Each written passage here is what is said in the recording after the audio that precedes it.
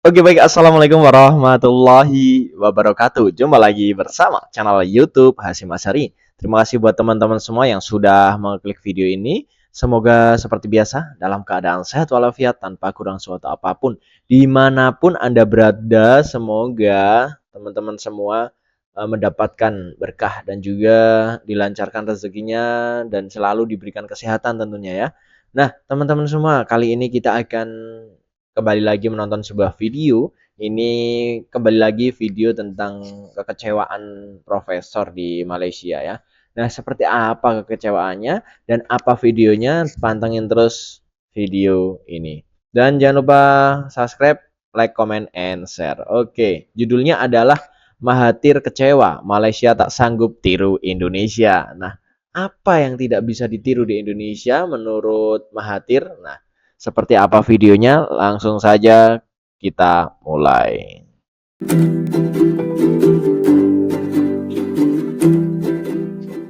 Bahasa dia bahasa Indonesia.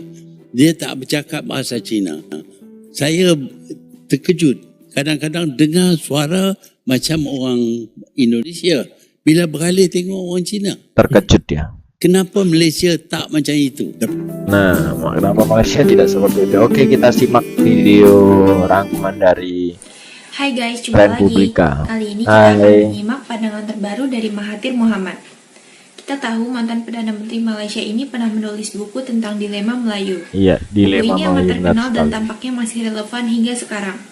Buku itu setidaknya menjawab pertanyaan kenapa kaum Melayu Malaysia tertinggal dibanding kaum pendatang. Yuk kita simak videonya. Kenapa orang Melayu pada waktu itu dan sampai hari ini masih lagi dibelenggu dengan dilema ni, tak boleh nak berjaya dalam dunia perniagaan walaupun dah ada dah sikit. Pada mulanya saya berpendapat bahawa sebabnya orang Melayu tidak masuk dalam bidang perniagaan perusahaan ialah kerana tidak ada peluang. Oh, Tidak ada berpeluang. tempat. Jadi kalau kita dapat adakan peluang dan kita wujudkan, kita bangunkan tempat, mereka akan berjaya. Malangnya apabila saya dewasa dan berkuasa, apabila kita bekalkan peluang, kita adakan peluang dan kita adakan kemudahan, Melayu masih tak berjaya. Kenapa tu? Sebabnya budaya mereka tidak menekankan pentingnya mereka berusaha untuk memajukan diri mereka. Itu budaya. Ya, kerana mereka berpendapat sudah cukup dengan apa yang ada. Adalah beberapa orang Melayu yang berjaya, tetapi tidak menyeluruh. Walhal kita lihat bangsa-bangsa lain, hampir semua mereka berjaya. Sehingga komuniti mereka lebih ke depan daripada orang Melayu. Jadi walaupun kita dapati ada beberapa orang Melayu yang telah rebut peluang dan berjaya, tetapi bilangan mereka amat sedikit. How did the society change? Ya, Bahasa apabila Inggris. kita tidak sanggup bekerja umpamanya, maka barulah orang lain datang kerana mereka lihat peluang banyak di Malaysia. Migrasi mereka disebabkan oleh kita tak sanggup membuat kerja-kerja tertentu. Ya. Dan mereka datang di sini, mereka Untuk sanggup bekerja. bekerja walaupun berat, walaupun berbahaya, mereka sanggup bekerja. Hasilnya ialah hari ini mereka menjadi orang yang berjaya. Sebaliknya kita dapati umumnya orang Melayu kurang berjaya berbanding dengan kaum-kaum yang mendatang. Iya. Kita lihat di negara-negara seperti Jepun umpamanya, mereka bekerja kuat, sanggup buat apa saja kerja. Orang asing tak datang kerana tak ada peluang. Bila kita wujudkan peluang kerana kita tak nak kerja, maka orang asing masuk. Akhirnya mereka menuntut supaya mereka diberi hak, dan saya khawatir hak mereka semakin meningkat, Wah, ini hak kita akan berkurangan dan kita akan hilang negara. apa motif Mahathir dulu menulis buku Dilema Melayu? Saya ingin sedarkan orang Melayu tentang kedudukan mereka. Kita sudah merdeka. Kita berkuasa. Tetapi dengan kuasa itu, kita sepatutnya lebih maju. Malangnya kita lihat orang lain lebih maju, kita tidak maju. Dan saya menyoal kepada diri saya, kenapa kita tidak maju? Dan saya berpendapat bahawa pandangan world view kita, Pandangan dunia. memadailah.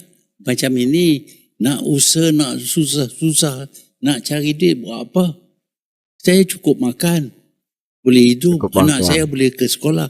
Jadi Yang penting easy satisfaction. Jadi kita cari yang mudah kerana tak sanggup memasuki dalam bidang di mana kita menghadapi cabaran yang besar dan kita perlu berusaha bersungguh-sungguh untuk mengatasi cabaran. Sebab itu saya berpendapat bahawa ini budaya kita. Ini budaya kita, nilai hidup kita.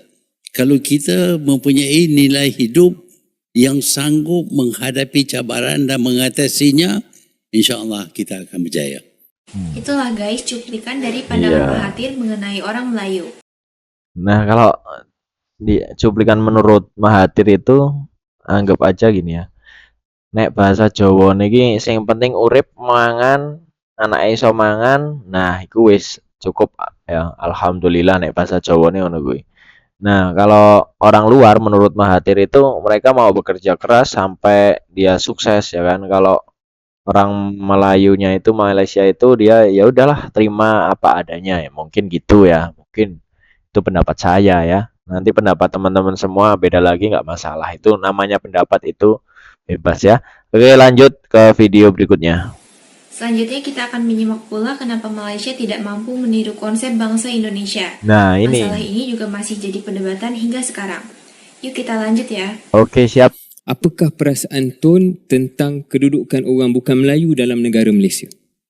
Orang Melayu yang meneroka Semenanjung ini sebagai tanah Melayu. Dan seluruh dunia akui bahawa ini tanah Melayu.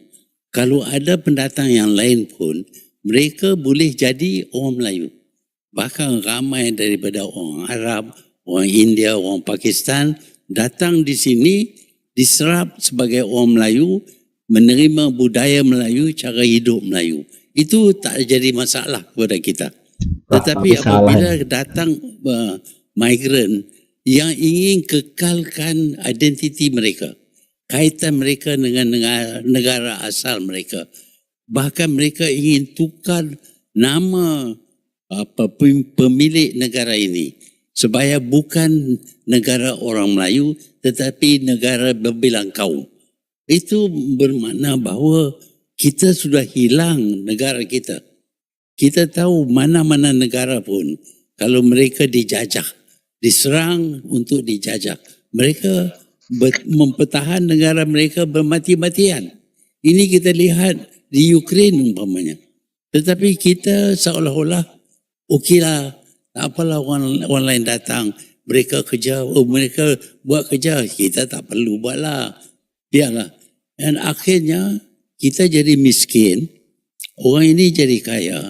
Bila kita miskin, kita jual tanah kita. Bila kita jual tanah kita, dia sama dengan menjual negara kita. Akhirnya mungkin negara kita ini menjadi seperti Singapura. Tanah di Singapura tak ada yang dimiliki oleh orang Melayu pun. Walhal itu sebahagian daripada tanah Melayu. Ini boleh jadi kepada Semenanjung. Kita tak pernah daripada awal Tun mengamalkan asimilasi di Malaysia. Macam di Indonesia, di Thailand. Tak betul. Kita daripada awal lagi kita integration. Membenarkan mereka kekal dengan Ada bangsa mereka. asimilasi. Orang daripada negara Arab, Said apa semua itu, orang daripada India, orang daripada sekarang ini mereka didaftar sebagai Melayu. Mereka sudah di-assimilated. Tapi kita tak pernah insist untuk contohnya the Chinese immigrants, the Indian Mereka immigrants. tolak. Bukan kita tak insist. Kita nak mereka jadi Melayu. Tetapi mereka pandang rendah kepada kita. Tak nak dikenali sebagai orang Melayu. Tapi mungkin Tun akui bahawa model kita sekarang lebih baik daripada model di Indonesia sebagai contoh, sebab masing-masing ada nama, keturunan masing-masing, ada bahasa ibunda Ada kepelbagaian yang yang diraihkan. dia ajar di sekolah. Syaril kata we celebrate diversity. So unity and diversity, you use that a few times when you were Prime Minister. Kita tahu ada jenis orang yang identitinya Melayu. Ada jenis orang yang identitinya dikaitkan dengan negara asal mereka. Ya, dan multi lah. Banyak kaum. Itu kita kena akui. Tetapi di satu pihak ada assimilation, di satu pihak ada integration. Ini tidak berlaku di negara lain. Sebab itu kita, dengan kerana kita nak sangat kemerdekaan, kita sanggup, walaupun mereka tak jadi Melayu, kita sanggup terima mereka sebagai rakyat Melayu. Sekolah pun tak ikut sekolah Malaysia. Waduh. Dan budaya asing langsung. Tempat mereka tinggal pun, satu kawasan mereka, hak mereka saja. Waduh. Sehingga ada tempat-tempat yang mana ini mereka punya. Tak ada, orang Melayu tak boleh masuk, tak boleh bertanding. Waduh. Well, ada juga kawasan Melayu yang orang Cina tak boleh masuk, tak boleh bertanding. Jadi kita tidak jadi satu bangsa. That is what I mean by bangsa. Kena serap budaya tempatan. Dan budaya itu, kalau orang di Indonesia, dia tukar nama dia. Bahasa dia bahasa Indonesia. Dia tak bercakap bahasa Cina.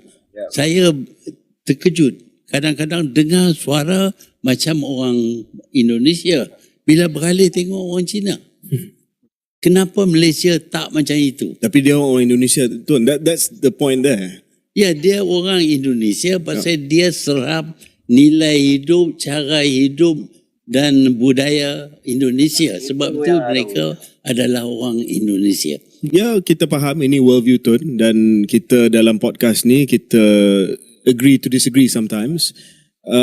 Tetapi saya rasa kita dah terlajak jauh selepas kemerdekaan untuk kita patah balik ke satu sistem asimilasi. Dan saya rasa ini adalah satu model yang ada aset dia kepelbagaian. Begitulah guys pandangan Mahathir Mohamad mengenai konsep bangsa di Malaysia. Wah, luar biasa ya teman-teman ya. Jadi kalau setelah saya melihat video ini, gitu ya, setelah melihat video ini, bagaimana negara Malaysia ini akan bersatu, akan akan maju gitu. Sedangkan di dalam negara Malaysia itu ada ibarat kata belahan-belahan ya. Jadi Melayu itu punya kumpulan sendiri gitu kan. Nah, Cina punya kumpulan sendiri dan tadi dikatakan tidak boleh mengikuti pertandingan-pertandingan, apa artinya entah nggak tahu. Pertandingan-pertandingan ketika di kaum Cina itu mengadakan. Nah, ketika tempat tinggal, terus kegiatannya, terus budayanya gitu masing-masing gitu ya. Kayak di situ udah di dalam negara itu ada negara lagi gitu loh. Di dalam negara ada negara lagi gitu. Di dalam negara Malaysia ada negara Melayu gitu misalnya. Melayu, terus ada negara Cina itu tadi Tionghoa karena budayanya masing-masing gitu kan. Ketika ada kegiatan di bagian orang-orang Cina itu dia tidak boleh, untuk yang Melayu tidak boleh mengikuti kegiatan yang ada di sekelumpulan orang Cina itu. Nah, begitupun sebaliknya. Melayu tidak boleh mengikuti kegiatan yang ada di segerombolan ketika Melayu ada kegiatan, orang Cina tidak boleh mengikuti kegiatan di kegiatan Melayu itu. Nah, sekarang gitu loh, gambarannya apa ya? Gimana negara itu akan maju ketika di dalamnya itu masih ada ibarat kata kubu-kubuan gitu kan, kubu-kubuan atau saling nggak menyatu lah antara Melayunya Cina itu kan. Kalau di kita Indonesia maupun di dalam Indonesia itu kan ketika ada orang Cina atau orang Inggris luar Jepang atau mana, ketika dia masuk ke Indonesia dia harus mengikuti budayanya Indonesia dan dia mau nggak mau gimana caranya dia juga harus menjadi penduduk Indonesia ya. Jadi identitas Indonesia tidak lagi membawa adat-adat atau dari luar gitu. Mereka menyesuaikan budaya yang ada di Indonesia gitu ya. Wajar kalau profesor itu kecewa, tidak. Jadi karena mungkin apa ya, kurang paksaannya ya, mungkin kurang tegas atau gimana negara tersebut, atau memang dia takut ya tentunya itu. Itu menurut saya. Jadi menurut teman-teman silahkan nanti komen di kolom komentar menurut kalian apa ya, seperti apa tanggapan kalian, silahkan komen di kolom komentar. Oke, terima kasih yang sudah menonton sampai akhir. Jangan lupa like, comment, and subscribe. Terima kasih. Wassalamualaikum warahmatullahi wabarakatuh.